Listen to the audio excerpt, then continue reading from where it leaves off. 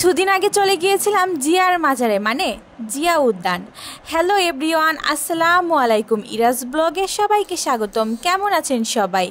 আমি আল্লাহর রহমতে আলহামদুলিল্লাহ ভালো আছি। তো দীর্ঘ অনেক দিন পরে আমি আপনাদের জন্য নিয়ে এসেছি একটা বড় ভিডিও।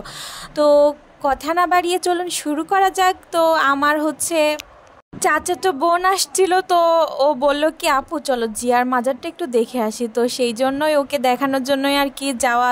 যদিও আমি অনেকবার জিয়ার মাজারে গিয়েছি, জিয়া উদ্যান দেখতে।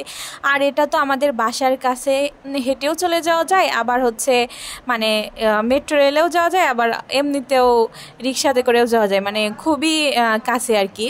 তো আমার কাছে তো অনেক পরিচিত, আর জায়গাটা আমার অনেক পছন্দের, প্রায় যাওয়া হয়। তো আমার বোনকে নিয়েও চলে গিয়েছিলাম জিয়ার মাজার দেখতে। তো প্রথমেই তো দেখলেন আমি জিয়ার মাজারে ঢুকে পড়েছিলাম। ঢোকার পরে এই তো দেখছেন যে ছাউনিতে করে মানে একটা মাজারের মতো দেখা যায়। এইটাই মূলত জিয়ার মাজার। এইখানে অনেক দর্শনার্থী দেখতে আসে, ফুল দেয়, তারপরে তারা দেখাশোনা করে, ভালোই লাগে আর কি। আর আশেপাশের পরিবেশটাও অনেক সুন্দর আমার কাছে, মানে মোটামুটি ভালো লাগে। একটা মানে শহরের ভিতরে কি একটা নিরিবিলি একটা জায়গা আর কি, গ্রামের মতো লাগে।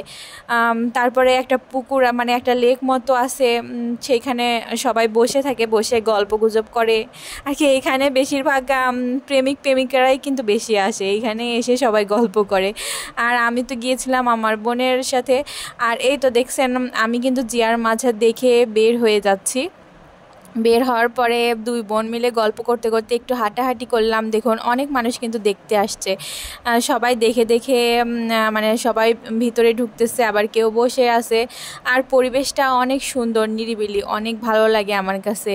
তো মনে করলাম যে গিয়েছি যখন, তো আপনাদের সাথে একটু শেয়ার করা যাক। আর এই তো এখানে একটা ব্রিজ আছে, আর দেখলেনই তো এখানে কিন্তু অনেকে মানে যাদের বিয়ে হয়েছে, মানে বিয়ের দিন ফটোশ্যুট করতেও আসে। আপনারা কিন্তু চলে আসতে পারেন, এখানে ফটোশ্যুট অনেক সুন্দর হয়। আর চারিদিকটা সবুজে সবুজে ঘেরা, আমার কাছে তো খুবই ভালো লাগে। আর পুকুরের পানিগুলো এত মানে লেকের পানিগুলো এত সুন্দর পরিষ্কার, মনে হচ্ছিল যে ওইখানেই বসে থাকি। আমার বোন তো উঠতেই চাচ্ছিল না, কিন্তু বাসায় তো আসতে হবে, তাই ওইখানে কিছুক্ষণ বসে থাকার পরে একটু হাঁটাহাঁটি করলাম। তারপর দেখলাম যে কৃষ্ণচূড়া ফুল গাছ, অনেকগুলো কৃষ্ণচূড়া ফুল।